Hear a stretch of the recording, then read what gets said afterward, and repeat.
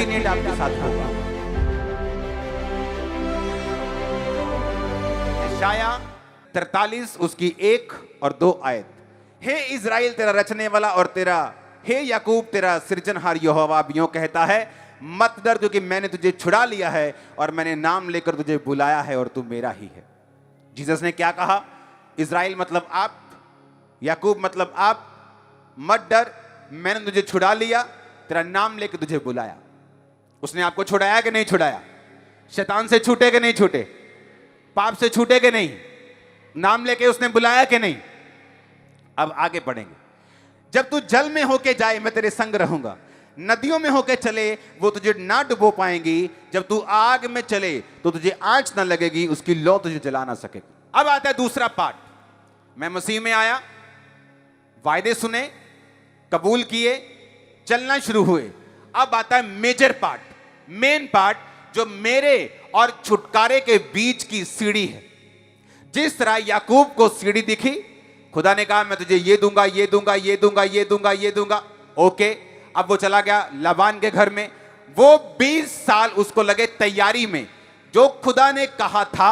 अब वो तैयारी उसकी करनी पड़ी उसको। क्यों? क्योंकि पर उसका कैरेक्टर कभी सीधा नहीं होता जब तक उन 20 सालों की परीक्षा में वो नहीं जाता। पहले वो यीशु मसीह कहते हैं, हे इज़राइल मत डर, मैं तुझे नाम लेके बुला लिया। पहली आयत, मैंने तुझे छुड़ा लिया।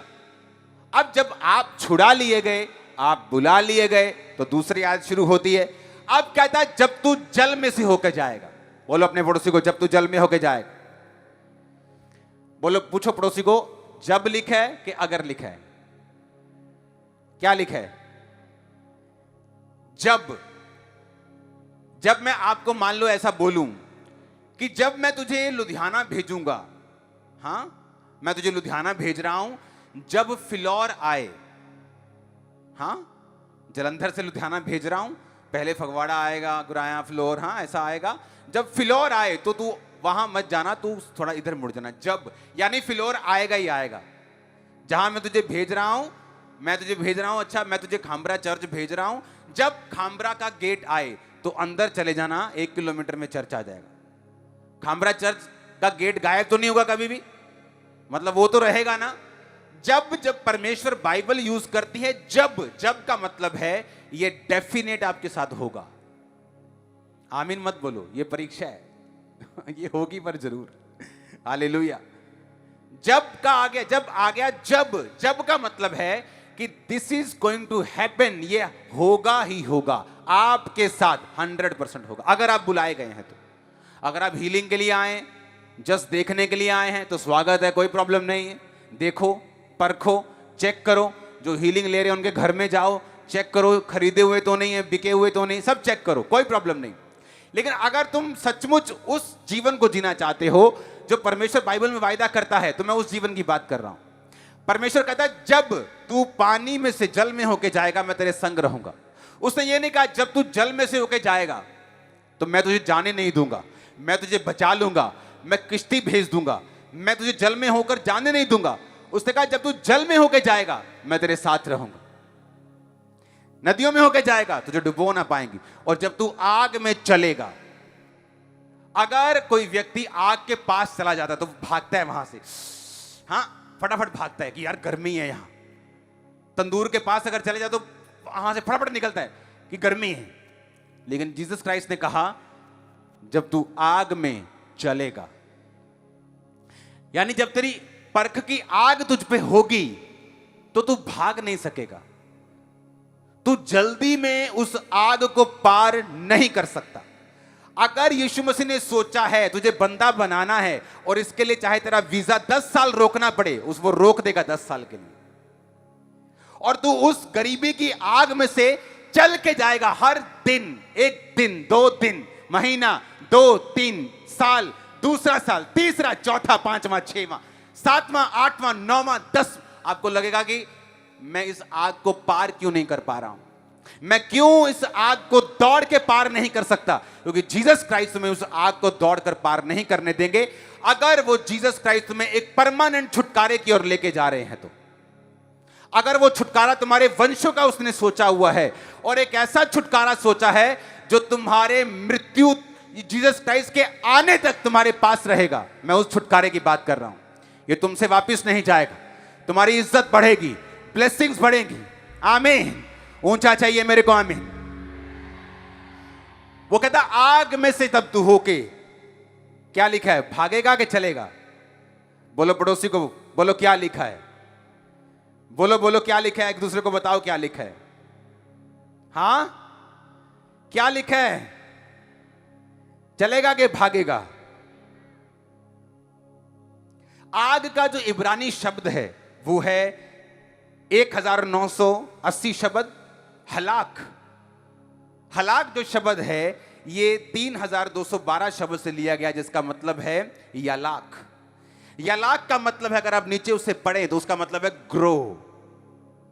आग का मतलब है ग्रो। जब तू आग में से होके जा रहा है, वो आग नहीं है, वो तेरी ग्रोथ है, वो तेरी ब्लेसिंग है, तेरी ब्रेड है, तेरी ताकत है। ओ आमीन। ऊंचा चाहिए चर्च। जब इब्रानी भाषा में आग को लिया तो आग को यलाक शब्द से लिया गया, जिसका मतलब है 3212 शब्द का मतलब है ग्रो करना। आग और ग्रोथ ये दोनों सिमिलर हैं, दोनों एक हैं बाइबल के मुताबिक। इसका मतलब क्या, क्यों परमेश्वर ये चाहता है कि आप परीक्षाओं में से होकर गुजरें? मैं आपको बताता हूं। अगर परमेश्वर आपको आज परीक्षाओं से निकाल कर वो आशीष नहीं देगा, मैं आपको गारंटी देता हूं वो आशीष कभी भी टिकी नहीं रहेगी आपकी लाइफ। अब बड़ी गहरी बात मैं बोल रहा हूं। उन परीक्षाओं के दिनों में कुछ मेमोरीज जिनको इंग्लिश समझ नहीं आती, क्या बोलूं उनके लिए, कुछ यादें, कुछ मेमोरीज। उन परीक्षाओं में कुछ ऐसी मेमोरीज और यादें और फीलिंग्स परमेश्वर फिक्स करेगा।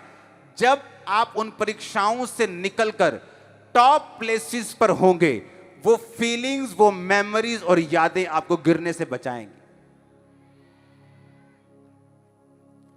और ये वचन तब तक समझ नहीं आएगा जो अभी मैंने बोला है, जब तक आप इसे एक्सपीरियंस नहीं करेंगे। क्योंकि ये बताने वाली बातें नहीं, ये एक्सपीरियंस करने वाली बातें। वो मेमोरीज, वो यादें, वो तरीके, वो परमेश्वर का हाथ, वो काम करने का वे और तरीका, और वो सिचुएशन और वो परिस्थिति, जब आप एक लेवल पर पहुंच जाएंगे, आपको उस लेवल को मेंटेन करने के लिए आपकी हेल्प करेगी। और इसीलिए परमेश्वर चाहता है कि जब तू जल में जाए, जब तू नदी में जाए, जब तू आग में चले, तो मैं तेरे संग हूंगा। दूसरों को वो आग जला देगी पर वो तुझे जला नहीं पाएगी। दूसरे उस पानी में डूब जाएंगे पर तुझे डुबो नहीं पाएंगे। ये फर्क होगा कि तुम मेरे द्वारा ठहराई गई एक असली परीक्षा में हो, जो तुम्हारे भले और तुम्हारे फायदे के लिए है। और बिलीव करना, 100 में से 100 लोगों को परीक्षा अच्छी नहीं लगती, इंक्लूडिंग मी। मैं भी बीच में हूं आपके। चाहे हमें मालूम हो कि आने वाले समय में परमेश्वर क्या करने जा रहा है, इस परीक्षा के बाद वो क्या करने जा रहा है, तब भी हमें वो परीक्षा अच्छी नहीं लगती। जब पंछी अपने बच्चों को उड़ना सिखाते तो ऊपर पहाड़ से उन्हें फेंक देते हैं, वो ऐसे ऐसे करता, नीचे गिरता, डर में, सहम में, नीचे ना मर जाऊं, नहीं उड़ पाता, मां फिर पकड़ लेती, फिर फेंकती और फिर उसको उड़ना सिखाती। यीशु मसीह नहीं चाहता कि आप सदा फौड़ियों के सहारे चलें, वो आपको भगाना चाहता है। वो नहीं चाहता कि वो आपकी मां हमेशा आपके मुंह में रोटी डालती रहे, वो खुद आपको उड़ना सिखाना चाहता है। और उसके लिए वो आपको ट्रेंड करेगा, उसके लिए वो आपकी परीक्षा करेगा, उसके लिए वो आपको आग में से, पानी में से चलाएगा, ना कि भगाएगा। वो एक पेशेंस, एक धीरज आप में पैदा करेगा। और जब आप उससे निकल जाएंगे वेल बिहेव के साथ, प्रेयर्स, फास्टिंग के साथ, गुड कैरेक्टर के साथ, तो मेरी बात नोट कर लेना, इस पूरी दुनिया में आपके जैसा एक भी मैच नहीं होगा। और आमीन ऊंचे वाला चाहिए।